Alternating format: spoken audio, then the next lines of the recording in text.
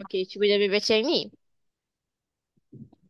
Pada hari Khamis selepas Khalid menyertai Menyertai. menyertai pertandingan syarahan. Nah, pertandingan syarahan. Okey, satu kotak untuk Jamia. Seterusnya, cuba Jamia baca ni. Khalid bersyarah di khalayak ramai.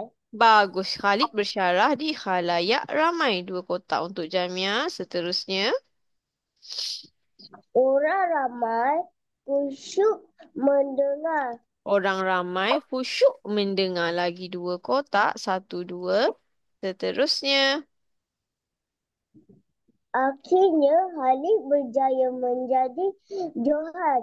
akhirnya Khalid berjaya menjadi Johan. Lagi dua kotak untuk Jamia. Seterusnya, Syabas Khalid kami ucapkan. Syabas Khalid, kami ucapkan lagi dua kotak. Seterusnya, Syarah syarahannya telah menjadi pilihan. syarahannya telah menjadi pilihan. Dah sampai garisan tamat. Dah menang.